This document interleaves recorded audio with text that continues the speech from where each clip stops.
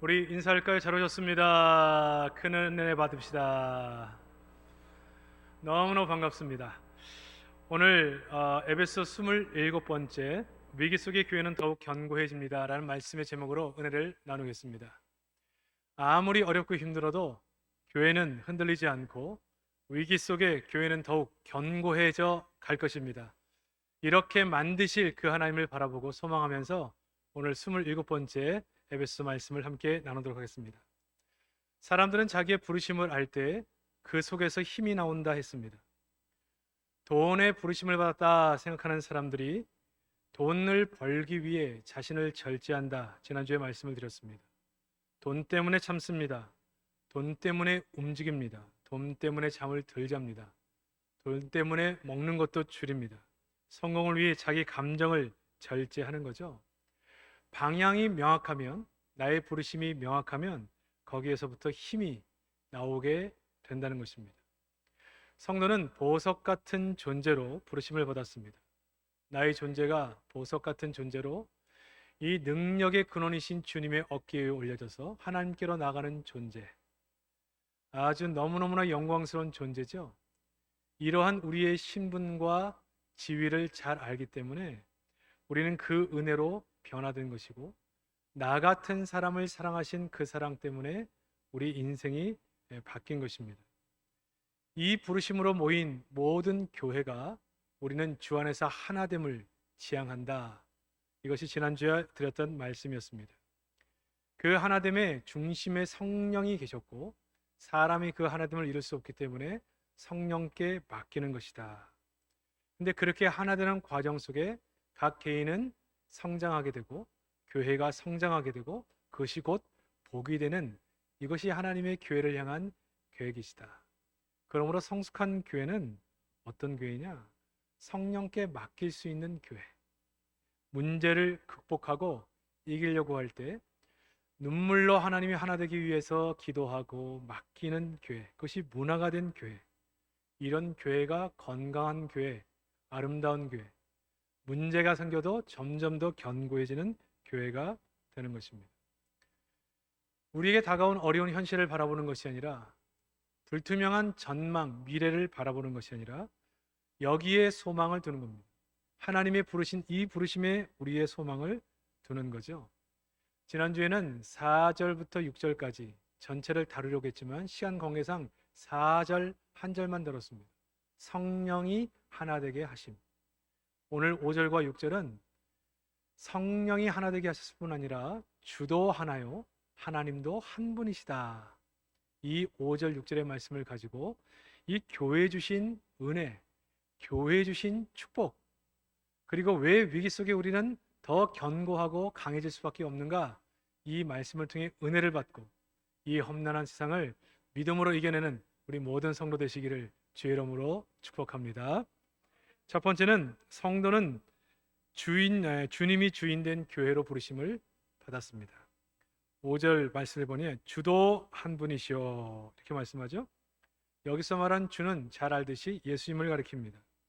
4절이 성령이 우리를 한 몸으로 하나 되게 하셨다 이렇게 말씀하셨다면, 5절은 그 몸의 주가 뭐예요? 주인, 머리, 이 한 몸으로 부르신 우리 전체 교회의 머리가 누구냐로 시작하고 있습니다. 만약 머리가 둘이다, 헷갈리겠죠? 어느 머리를 따라야 될 것인가? 이쪽으로 붙어야 되나 저쪽으로 붙어야 되나? 그런데 참 감사한 것은 교회의 머리는 하나예요. 하나. 머리가 둘이면 정신 이상자겠죠? 아니면 그 머리, 한 머리에서 전달되는 생각과 지시가 전달되지 않으면 몸이 말을 듣지 않는, 몸이 마비가 온 사람이겠죠. 근데 교회는 주인이 한 분이세요. 머리가 하나예요. 근데 그 머리와 교회인 우리가 한 몸으로 묶여져 있다는 것입니다. 그러므로 교회는 하나님이 이 교회 가운데 머리로 주신 주님을 우리의 머리로 인정하고 순종할 때 가장 강력하고 가장 견고해질 수 있는 것이에요. 코로나로 어렵고 우리 장로님 기도하신 것처럼 참 교회가 참 여러 가지 어려움이 우리 가운데 있음에도 불구하고 이 시기 속에 오직 우리의 주인이신 주님만이 우리의 머리 되심을 고백하며 믿음으로 걸어가게 되면 그 머리 되신 우리 주님이 이 교회를 책임져 주실 줄 믿습니다. 근데 만약 이 머리 되신 주님께 순종하는 그렇게 머리됨을 인정하지 못하게 될 때 몸은 병드는 거고 몸은 뒤틀리는 거고 몸은 무력해지는 것입니다. 교회는 두 주인을 섬기지 않습니다. 오직 한 분 주님만을 섬깁니다. 그래서 기독교회는 교황이 없습니다. 교황은 엄청난 권세를 가지고 있죠. 모든 인사권과 어떤 중요한 교단적 결정뿐 아니라 교리적 결정까지의 권한도 다 가지고 있습니다. 그래서 이 신과 같은 존재로 이 교황을 바라보게 되는데 기독교의 교회는 교황 제도를 만들지 않습니다. 교회는 누구도 스타를 만들지 않고 교회는 누구를 영웅으로 만들지 않습니다. 같은 맥락으로 사람이나 돈이나 권력도 절대화하지 않습니다. 교회 안에 모인 사람이 가난한 사람이든 과거에 정신병력이 있던 죄악된 삶을 살았던 과거에 우리가 씻을 수 없는 죄악으로 함께할 수 없다고 생각하는 사람이든 성격이 나쁜 사람이든 가난한 사람이든 누구라도 예수를 구주로 영접하고 예수를 주인으로 인정한 모든 사람은 우리는 가족으로 섬기며 사는 거예요. 왜 그렇습니까? 오직 한 분 주인 예수님만을 섬기기로 결정한 사람들이기 때문에 그렇습니다. 그래서 여러분 교회는 늘 합리적이거나 늘 정확하거나 이치에 딱 맞지 않을 때가 많습니다. 여러분 교회 와서 왜 정확하지 않느냐? 왜 합리적이지 않냐? 왜 이치에 안 맞냐? 이렇게 싸울 필요가 없어요. 왜 그렇다고요? 우리의 주인이 이 세상에 통용하는 상식이나 이 땅에서 우리가 보통 가치관으로 가지고 있는 것과 같지 아니하고 우리의 주인은 주님 한 분밖에 없기 때문에 그렇습니다. 그래서 여러분 교회는요 똑똑함이 어리석음에게 양보하는 곳이 교회예요. 왜? 주님이 그리하라 하면 그렇게 하는 겁니다. 내가 맞아. 똑똑하기 때문에 내가 생각하는 게 맞아. 그러나 다른 사람이 생각하는 게 틀려. 어리석어. 근데 주님께서는 교회의 하나됨을 지향하라고 하셨기 때문에 그리고 하나님 앞에서 성도들을 어떻게 대하라고 하신지를 말씀하셨기 때문에 똑똑함이 어리석음 앞에 양보하는 거예요. 가진 사람이 갖지 않은 사람들을 섬기는 거예요. 배운 사람들이 배우지 못한 사람의 발을 씻기는 것입니다. 이게 교회예요. 그러니까 합리적이지 않죠. 그리고 효율적이지 않죠. 이치에 잘 안 맞을 때도 있겠죠. 그래서 교회를 이해하기가 참 어렵고 적응하기가 쉽지가 않은 것입니다. 우리는 오직 주인 되신 주님 앞에서 그분의 말씀을 듣고 그분에게 힘을 얻고 그분이 주시는 은혜로 살았던 승리를 간증하고 감사해야 하는 그것이 교회입니다. 목사나 장로나 어떤 직분이 교회의 권위라고 생각하지도 않습니다. 이 직분자라고 하는 것은 주님의 주인 되심이 어떠한 것인가를 가장 앞장서 보여주는 자리, 그렇게 보시면 됩니다. 담임 목사는 이 교회의 주인이 누구신지를 가장 잘 보여주는 자리에 있는 사람이라고 보시면 됩니다. 내가 주인이 아닙니다. 내가 모든 것의 결정권자도 아닙니다. 우리의 주인은 주님이시기 때문에 늘 물어야겠죠. 왜 강단에 앉아 기도하느냐?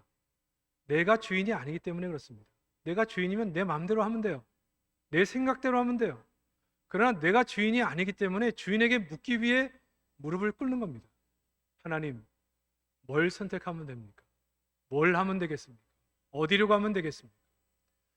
그러면 담임 목사를 제외한 교역자나 중직자도 마찬가지죠. 내가 주인이 아니에요. 물어야 돼요. 하나님께 물어서 우리의 이 교회의 머리신 주님이 뭐라고 하시는지를 들어야 돼요. 그 위치를 가장 잘 보여주는 사람들이 누구라고요? 직분자라고 하는 것입니다. 그러니까 여러분이 직분자를 뽑을 때 누구를 뽑아야 돼요? 내가 주인이 아니라는 사실을 잘 아는 사람을 뽑아줘야 돼요. 그렇기 때문에 늘 겸손하게 하나님 말씀 속에 하나님의 뜻이 무엇인지를 찾고 기도하며 하나님의 뜻이 무엇인지를 찾는 사람, 정말 하나님의 뜻이 어딘지를 수많은 사람들의 얘기를 들어가면서 그것을 찾으려고 하는 사람, 이런 사람이 교회의 직분자가 되어야 되죠. 왜냐하면 그게 의미니까요. 가장 내 주인이 누구인가를 보일 수 있는 사람. 그래서 늘 자신의 뜻이 아니라 하나님의 뜻을 구하기 때문에 기도의 자리에 있는 것이고 예배의 자리에 있는 것이고 늘 겸손하게 배우는 자리에 있는 겁니다. 내가 주인이 누구인지를 보이는 자리니까. 그래서 이렇게 우리가 교회론을 정확하게 정립하게 될 때 교회에서 어떤 역할을 감당해야 되는지 어떤 길을 가야 하는지가 명확해지는 거죠. 근데 에베소 1장 21, 23절 우리가 이미 다뤘지만 하나님의 능력이 나타나는 곳을 교회라고 표현합니다. 그러니까 교회는 그의 몸, 주님의 몸이라는 것이에요. 그러니까 이 말은 무슨 말이냐? 주님과 우리가 한 몸이다. 한 몸. 이걸 더 쉽게 얘기하면 주님이 나고 내가 주님이에요. 그럼 여러분 나라고 하는 존재는 어떤 존재냐? 하나님이 보실 때 주님과 거의 동격으로 봐주시는 거예요. 왜? 주님과 하나 되어 있습니다. 그분은 머리, 나는 몸. 그럼 머리와 몸이 하나죠. 한 몸이 한 몸. 악한 마귀들이 우리를 짓밟을 수 없는 이유, 주님과 내가 한 몸. 악한 것들이 우리를 바라볼 때 나는 주님과 같은 사람이에요. 그러니까 여러분 우리가 사람을 볼 때 그렇게 인사하잖아요. 얼굴을 배우니, 우리 성도님의 얼굴을 배우니 주님을 뵙는 것 같습니다. 굉장히 성경적인 표현이에요. 주와 내가 하나. 근데 그 하나 된 그 주님이요, 세상과 교회의 위치를 어떻게 만드셨느냐? 세상 위에, 만물 위에 주예요. 이게 이 세상이 주님 아래에 있어요. 근데 그 주님과 우리가 하나예요. 그럼 세상과 우리와의 관계는 뭐예요? 세상 위에 우리가 있는 거죠. 그러니까 여러분 이 땅의 성도는 이 땅 때문에 원망하고 비난하고 비판하고 속상해하고 그럴 이유가 없습니다. 이 땅을 책임지는 사람들은 제가 어떻게 한다고 했습니까?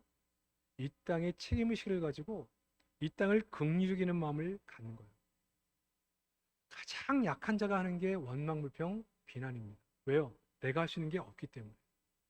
세상이 나보다 더 크고 더 힘이 있다고 생각하는 사람들이 원망하고 비난하는 거거든요.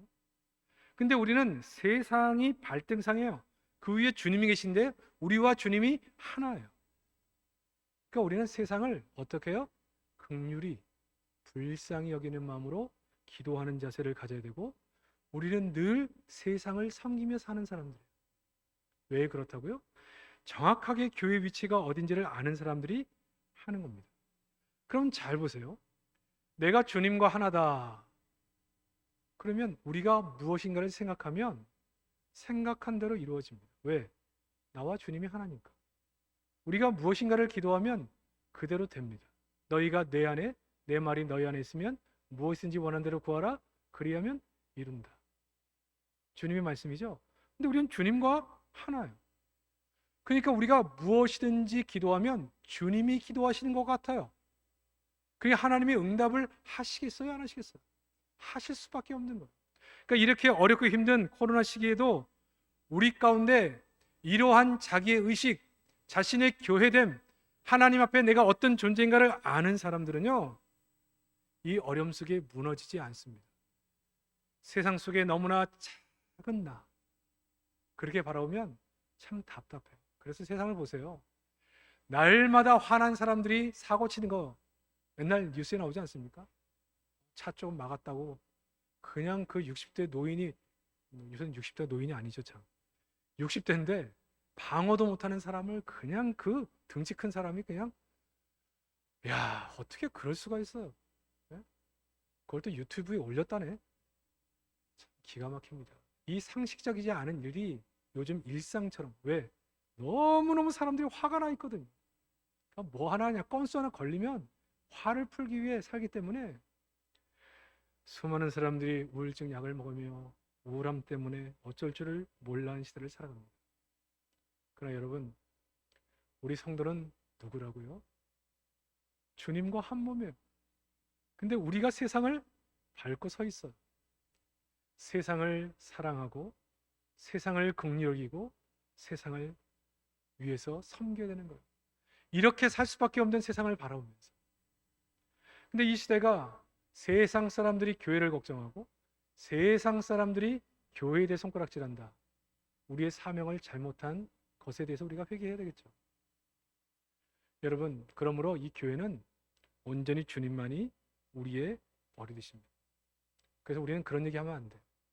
아무개 없으면 교회 안 된다. 여러분, 담임 목사가 없어도 교회 됩니다. 왜요? 이 교회 주인은 담임 목사가 아니에요. 담임 목사 능력으로 교회가 부흥하고 담임 목사 능력으로 교회가 되고 죽었던 생명 살리는 게 아니에요.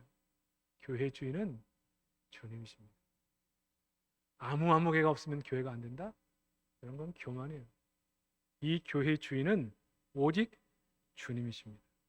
코로나로 아무것도 할 수 없는 이 시대에 오직 주님이 우리의 주인이시기 때문에, 여전히 이 시기 속에서도 주님과 우리가 하나이기 때문에, 생각만 해도 이루어지고 기도할 때 100% 응답을 주시는 그 하나님 앞에 우리의 삶을 하나님이 포기하신다? 포기하지 않기 때문에 우리 이 시기 속에서도 어깨를 펴고 하나님이 하실 일을 소망하면서 믿음으로 살아가는 것입니다. 이 교회를 주님은 놓지 않고 머리 되심으로 다스리시고 인도하실 것을 알기 때문에 교회가 위기가 되어 보이고 수많은 성들이 보이지 않고 수많은 어려움들이 위 앞에 놓여 있는 것처럼 보여도 견고하게 하나님이 이 교회를 지키신다는 것을 알기 때문에 오늘도 믿음으로 주를 바라보며 예배할 수 있는 것입니다. 기억하십시오. 언제 시간이 지나고 나서 결국은 IMF 때 그랬던 것처럼 하나님은 이 어려움 속을 전화위복으로 만드셔서 우리를 더 견고하게 하셨다, 그렇게 고백할 날이 반드시 오게 될 줄로 믿습니다. 이 믿음으로 우리가 오늘을 살아가는 것입니다. 두 번째는 주님이 주인 되시면 성도는 한 믿음 한 세례로 묶여지는 것입니다. 여러분, 주도 한 분이시요 믿음도 하나요 세례도 하나다, 이렇게 얘기하지 않습니까? 주님과 연결되는 방법은 믿음이죠. 주님과 연결됐음을 보여주는 상징적 행위가 세례입니다. 두 가지 공통점이 뭐예요? 주님과 연합됐다는 거예요. 이 주님과 연합됨의 복이 뭔지를 우리가 잘 알아야 돼요. 여러분, 세례, 머리 위에 물을 뿌리죠? 물이 머리 위에 있다. 어떤 의미일까요? 여러분, 물 밑에 들어가면 어떻게 됩니까? 죽는 거죠. 나의 옛 자아, 나의 죄성, 나의 옛 모습, 예수님과 함께 십자가에 못 박혀 죽고 물 위로 다시 나올 때 이제 예수 그리스도가 주인 되신 삶으로 다시 산다. 이게 세례. 이것의 고백은 믿음. 그래서 주님과 우리가 하나이다, 이것을 의미하는 거예요. 근데 오늘 본문 보면, 오늘 본문이 아니라 에베소 1장 23절에 보면 교회는 그의 몸이니 만물 안에서 만물을 충만케 하시는 이의 충만이시라, 이렇게 얘기해요. 이 부분이 어려운데 이해하기가 좀 쉽지 않습니다. 그러나 너무너무 중요해요. 이 말씀을 능동적으로 해석하면 교회가 그리스도를 충만케 한다. 교회가 누구라고요? 우리 성도를 교회라고 합니다.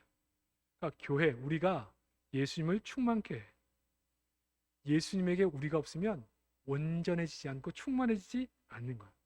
칼빈은 우리에게 말하기를 아버지 집안에 아들이 없으면 집이 텅 빈 것 같고 부부가 아내가 함께 있지 않을 때 반쪽짜리 인간처럼 보이는 것 같다, 그렇게 표현합니다. 이 말을 이대로 해석하면 우리의 존재는 엄청난 존재예요. 예수 그리스도가 우리를 교회로 모으시지 아니하면 온전하지 않다고 느낄 만한 그러한 존재가 우리라는 것입니다. 근데 그 존재인 교회인 우리는 세상 만물을 발 아래 두고 있다. 정말 기가 막힌 말씀이죠. 제가 이 말씀을 준비하면서 그런 생각이 들었어요. 아니, 저도 목사이기 때문에 걱정이 많죠. 이것저것 염려가 되는 일도 많이 있습니다. 내 생각은 그런 거예요. 나만 걱정하고 있구나. 우리 주님은 걱정 안 하실 수 있는데 나만 걱정하고 있구나. 그런 생각이 들었어요.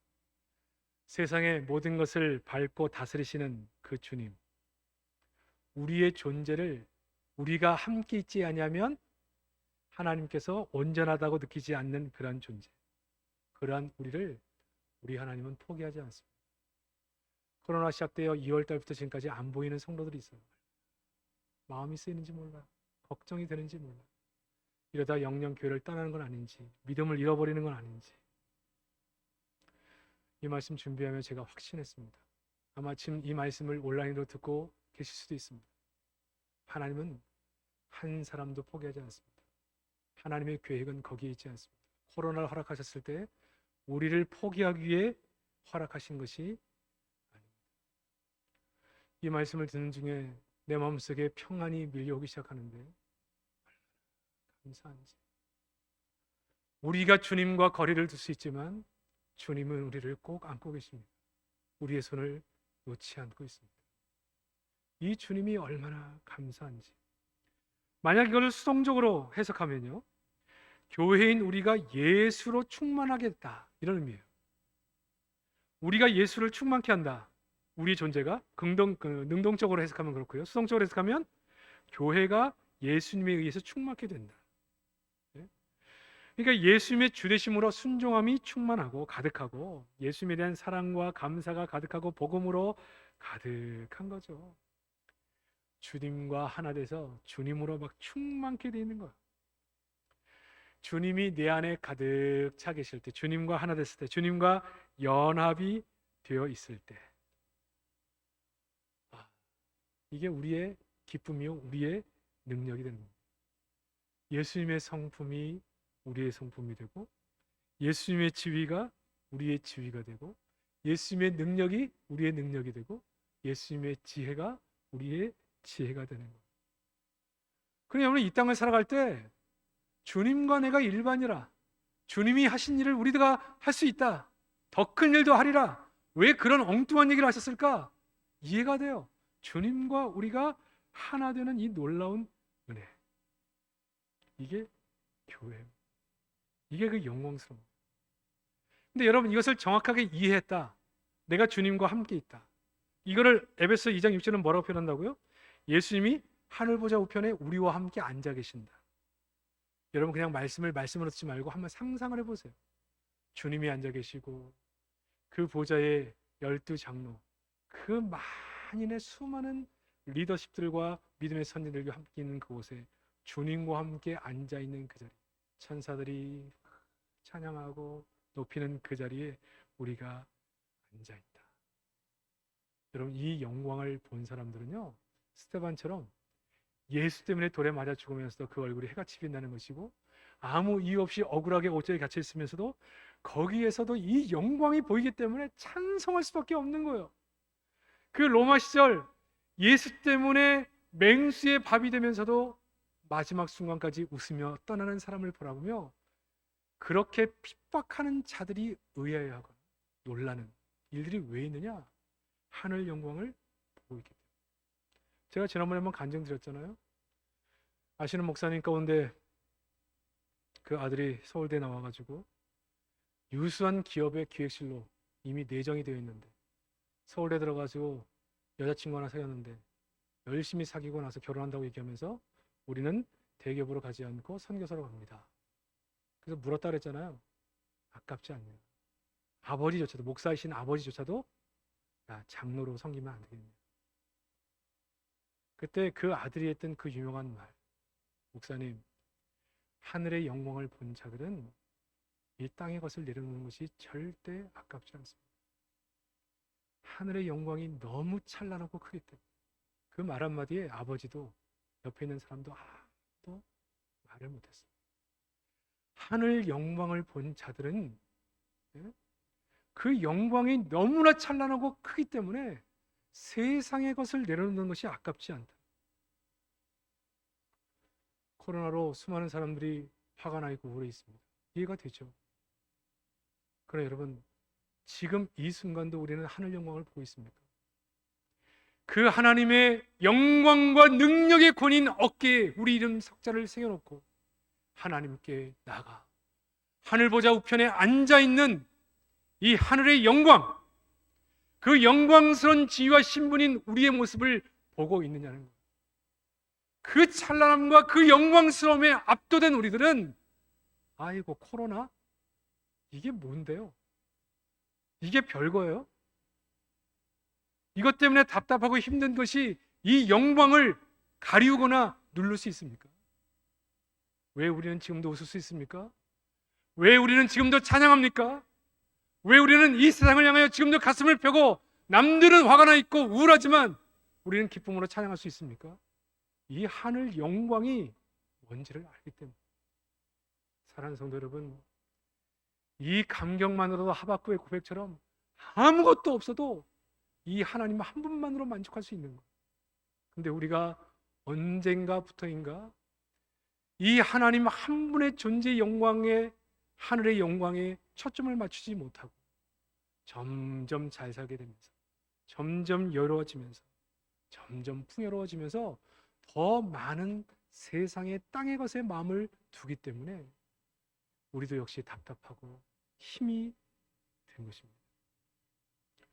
그러나 우리는 주님과 하나, 하늘의 모든 것을 누릴 수 있는 존재로 하늘 영광을 본 자로 이 땅을 살아가는 것이죠. 그분으로 충만하고, 우리를 주님이 충만하고 하나 된 모습, 그 모습으로 사는 것. 이게 주도 하나의 뜻이에요. 이 말씀을 준비하면서 참 많이 눈물이 나더라고요. 이 말씀을 깨달으면 깨달을수록, 알면 할수록 도대체 내가 누구간데 이렇게 그 많은 사람 가운데 이러한 영광스러운 성도가 되는 축복을 내게 주셨는가. 이게 너무너무 감격스러워요. 너무너무 감사해요. 여러분, 오늘 우리의 생명이 끝난다 할지라도 이 영광스러움을 빼앗길 수 있을까? 우리의 모든 재산을 다 잃었다 하더라도 이 영광스러움을 그 무엇이 빼앗을 수 있을까?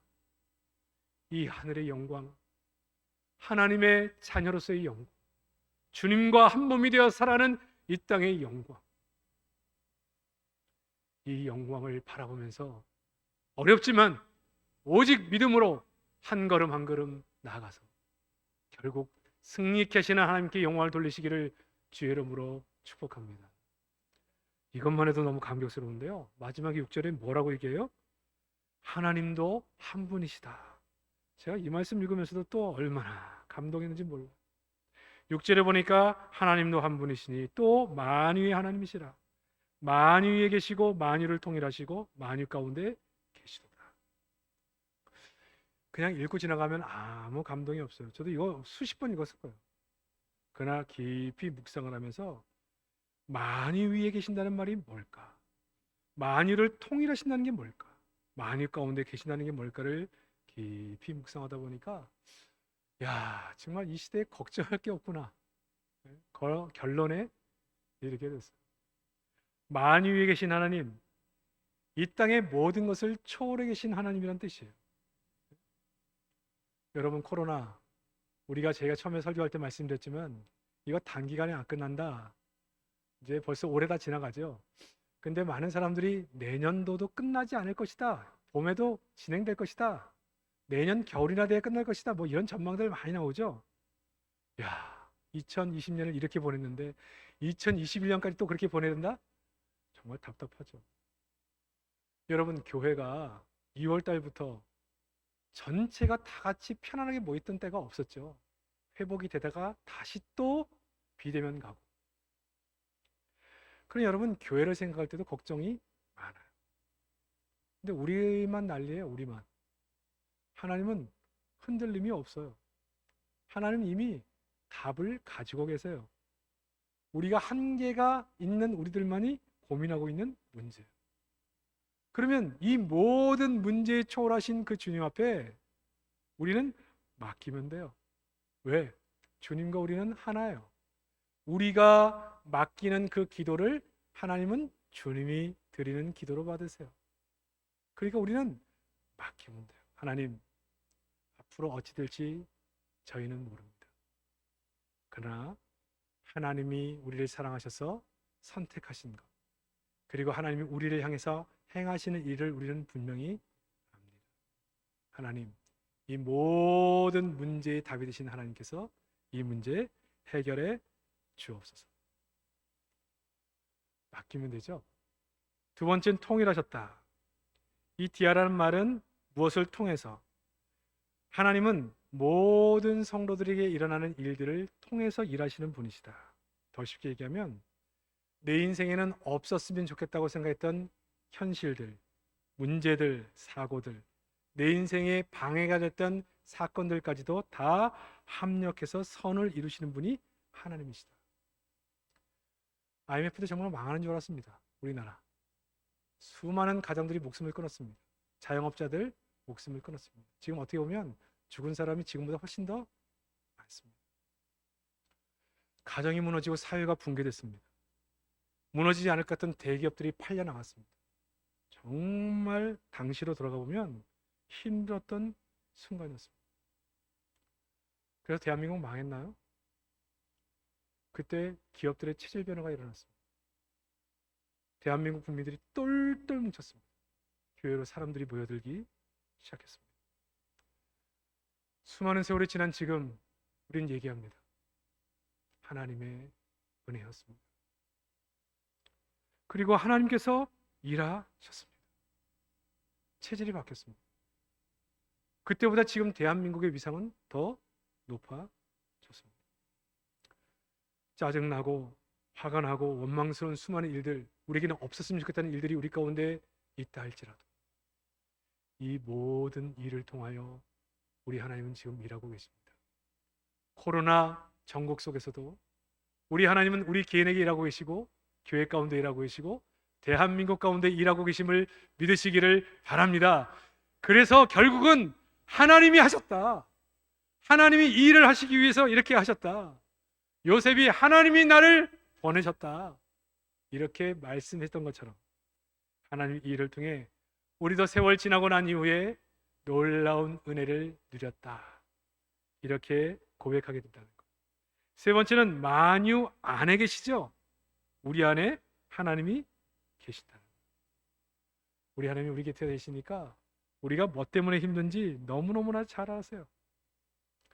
그러니까 이 하나님 앞에 맡길 때 제 마음속에 참된 평화가 밀려오더라고요. 어제는 이제 설교를 준비를 마치고 누웠는데 잠이 자꾸 깨요. 정말 이 성도라는 것이 얼마나 위대한 신분이고 존재인가. 내가 이 땅에서 예수 믿게 된 것이 얼마나 감사한가. 우리 하나님은 지금도 만유 위에 계셔서 초월해 계시고 만유 가운데 통일하셔서 모든 일을 통해 일하고 계시고 만유 가운데 계심으로 내 형편을 너무나 잘 아시고 지금도 일하고 계신데 내가 괜히 걱정했네. 내가 괜히 근심했네. 사랑하는 성도 여러분, 우리 하나님은 지금 이 자리에 계신 줄 믿습니다. 여러분의 삶의 고통과 눈물 가운데 모든 것을 아시는 그 주님께서 우리의 삶에 함께 계시는 거예요. 이걸 우리가 알게 될 때 참된 평강이 밀려오는 거예요. 참된 희락이 밀려오는 거예요. 하나님이 주신 참된 안식을 누리게 되는 거예요. 여러분, 이 은혜를 어디서 찾습니까? 이 감격을 어디에서 찾습니까? 우리가 신앙생활하며 가장 중요한 것은 뭐냐면 교회 와서 이 하나님, 한 주님, 한 성령님을 만나는 거죠.